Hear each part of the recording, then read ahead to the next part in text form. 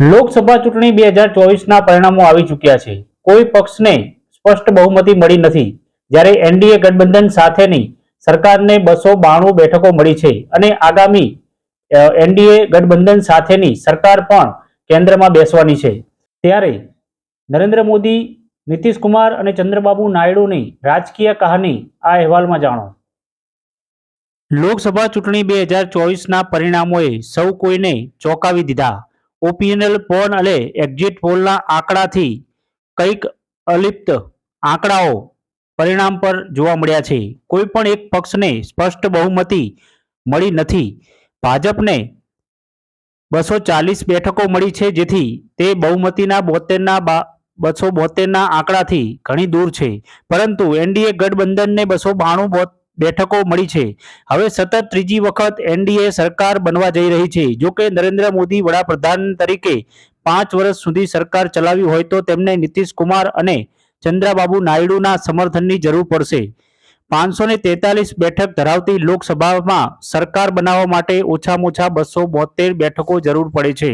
વર્ષ 2014 અને 2019માં પોતાના દમ પર બહુમતી લાવનાર ભાજપ આ વખતે 2024માં બહુમતીનો આંકડો 272 બેઠક પણ પાર કરી શકી નથી. જોકે એનડીએ પાસે 292 બેઠકો છે અને બહુમતી કરતાં 20 વધુ છે. ભાજપ એનડીએ ગઠબંધનમાં સૌથી મોટો પક્ષ છે. ત્યારે પછી ચંદ્રબાબુ નાયડુ તેલુગુ દેશમ પાર્ટી ટીડીપી છે, જેની પાસે 16 સાંસદો છે અને ત્રીજા સ્થાને નીતિશ કુમારની જેડીયુ છે, જે 12 બેઠકો સાથે વિજેતા થયા છે. એટલે કે ચંદ્રબાબુ નાયડુ અને નીતિશ કુમારની પાર્ટીમાં કુલ 28 સાંસદો છે, જેથી એનડીપીએ અન્ય પક્ષોના સમર્થનની બહુમતીનો આંકડો પર કરી લેશે અને સરકાર બનાવી લેશે. માટે વડાપ્રધાન નરેન્દ્ર મોદીને ચંદ્રબાબુ નાયડુ અને નીતિશ કુમારની ખાસ જરૂર છે. પરંતુ ભૂતકાળમાં આ બંને નેતાઓના સંબંધ નરેન્દ્ર મોદી સાથે ઉતાર ચઢાવ ભર્યા રહ્યા છે. ભૂતકાળમાં તે બંને એનડીપીએ અને છોડી ચૂક્યા છે અને બિલકુલ લોકસભા ચૂંટણી પહેલા જ એનડીપીમાં પરત ફર્યા છે. તો જાણીએ નરેન્દ્ર મોદી સાથે ચંદ્રબાબુ નાયડુ અને નીતિશ કુમારના રસપ્રદ સંબંધની કહાની.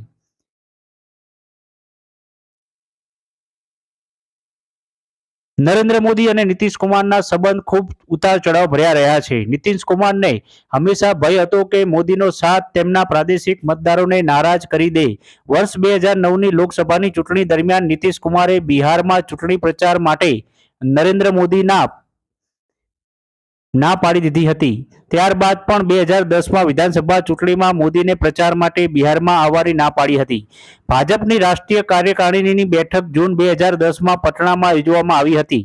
તે પહેલા પટનામાં અખબારોમાં જાહેર પ્રકાશિત નરેન્દ્ર મોદીને નીતિશ કુમાર સાથે હાથ મિલાવતા દર્શાવાયા હતા.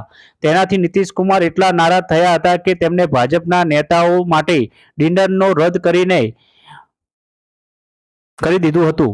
એટલું જ નહીં, 2010માં કોસી નદીમાં આવેલા પૂરની રાહત માટે ગુજરાત સરકાર તરફથી આપેલા ₹5 કરોડનો ચેક પર પરત કરી દીધો હતો. છેવટે નીતિશ કુમાર 17 વર્ષના જૂના સંબંધને અલવિદા કહ્યું હતું.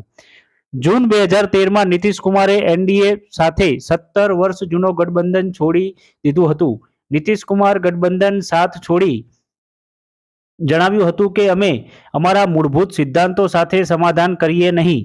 અમને ગઠબંધન છોડવાની ફરજ પડી છે. વર્ષ 2014ની લોકસભા ચૂંટણી તેમને એકલા લડી, પરંતુ જેડીયુને ખૂબ નુકસાન થયું હતું. આ દરમિયાન તેમણે હારની જવાબદારી પણ પોતાને લઈને મુખ્યમંત્રી પદેથી રાજીનામું આપી દીધું હતું. ત્યારબાદ વર્ષ 2015માં વિધાનસભાની ચૂંટણી લાલુ પ્રસાદ યાદવની આરજેડી સાથે ગઠબંધન કરી લડી અને આરજેડી અને જેડીયુની સરકાર બની હતી. પરંતુ 2 વર્ષ પછી જુલાઈ 2017માં નીતિશ ફરી ગયા અને પાછા એનડીએમાં જોડાયા હતા. એનડીએમાં જોડાયા બાદ લોકસભા અને 2020ની વિધાનસભા ચૂંટણીમાં ભાજપ સાથે લડી હતી. બિહારમાં એનડીએની સરકાર બની, પરંતુ ઓગસ્ટ 2022માં તેમણે ફરી પક્ષ પલટો કર્યો હતો અને આરજેડી સાથે સરકાર બનાવી હતી.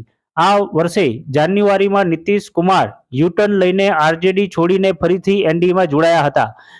ગુજરાતના રમખાણો પછી નાયડુએ પણ મોદીને રાજીનામું માંગ્યું હતું. એ પણ એક રસપ્રદ કહાની છે. રાજકીય કારકિર્દીમાં કોઈ નજીકનો મિત્ર અને કોઈ દુશ્મન નજીકનો હોતો નથી. તે જ રીતે મોદી અને ચંદ્રબાબુ નાયડુની જોડી પણ નીતિશ કુમારની જેમ જ ઉતાર ચઢાવ ભરી રહી છે. વર્ષ 2018માં સુધી ચંદ્રબાબુ નાયડુ એનડીપીએમાં હતા અને એનડીપીએથી અલગ થયા બાદ નાયડુની ટીબીટી એ માર્ચ 2018માં લોકસભાની ચૂંટણી સરકાર વિરુદ્ધ અવિશ્વાસની પ્રસ્તાવ રજૂ કર્યો હતો. જોકે પ્રસ્તાવ પસાર ન થઈ શક્યો. 2019માં લોકસભા ચૂંટણીમાં મોદી અને નાયડુ વચ્ચે ઉગ્ર બોલાચાલી થઈ હતી. ગઠબંધનની અલગ થવાને કારણે વડાપ્રધાન મોદીએ નાયડુને યુ-ટર્ન બાબુ કહ્યા હતા. 2002માં થયેલા ગુજરાત રમખાણ પછી પણ નાયડુએ નેતાઓમાં ના હતા જેમને સૌપ્રથમ નરેન્દ્ર મોદીનું રાજીનામું માંગ્યું હતું. ત્યારે મોદી પણ ગુજરાતના મુખ્યમંત્રી હતા અને રમખાણોએ કારણે એકના તેમના રાજીનામા પર આપવામાં દબાણ વધી ગયું હતું. 2019માં એક ચૂંટણી રેલીમાં ગુજરાત રમખાણનો ઉલ્લેખ કરતા નાયડુએ કહ્યું હતું કે હું પહેલો વ્યક્તિ હતો કે જેને મોદી પાસે રાજીનામું માંગ્યું હતું. પછી ઘણા દેશોએ તેમના પ્રવેશ પર પ્રતિબંધ લગાવી દીધો હતો. વડાપ્રધાન નરેન્દ્ર મોદી વડાપ્રધાન બન્યા બાદ ફરીથી એકવાર લઘુમતીઓ પર હુમલો કરવાનો પ્રયાસ કર્યો. જોકે 2019માં લોકસભા અને આંધ્રપ્રદેશની વિધાનસભાની ચૂંટણીમાં હાર્યા બાદ નાયડુએ કથિત રીતે ઘણી વખત એનડીપીએમાં જોડાવાનો પ્રયાસ એવું કહેવાય છે કે નાયડુએ આપેલા નિવેદનોને કારણે ટીડીપીએ એનડીએના લાવવા માંગતા ન હતા, પરંતુ અભિનેતા પવન કલ્યાણે મોદી અને નાયડુને નજીક લઈને આવ્યા અને ચૂંટણી પહેલા માર્ચ ટીડીપી એનડીએમાં સામેલ થઈ ગઈ. મોદી અને નીતિશ અને નાયડુની કેમ જરૂર છે? આ વખતે વર્ષ 2024માં સરકાર બનાવવા માટે કોઈ જાદુઈ આંકડો દર વખતની માફક 272 છે, પરંતુ ભાજપ પાસે માત્ર 240 બેઠકો છે. ટીડીપીની 16 બેઠકો અને જેડીયુની 12 બેઠકો સહિત આંકડો 268 સુધી પહોંચે છે. બાકી રહેલી 24 બેઠકો બીજો પક્ષોની છે. એનડીએની કુલ 292 બેઠકો છે અને જોકે કોઈ પણ પક્ષ સાથે છોડે તો પણ એનડીએ પાસે બહુમતી રહેશે, પરંતુ સરકાર નબળી પડી જશે. જો ટીડીપી સાથ છોડે તો એનડીએ પાસે 276 સાંસદો રહે, જે બહુમતીના આંકડાથી થોડા વધારે હશે. એવી જ રીતે જો નીતિશની જેડીયુ સાથ છોડી દે તો 280 બેઠકો જશે. આ સ્થિતિમાં એનડીએ પાસે બહુમતી હશે અને પરંતુ સરકાર નબળી બનશે અને વિપક્ષ મજબૂત બનશે.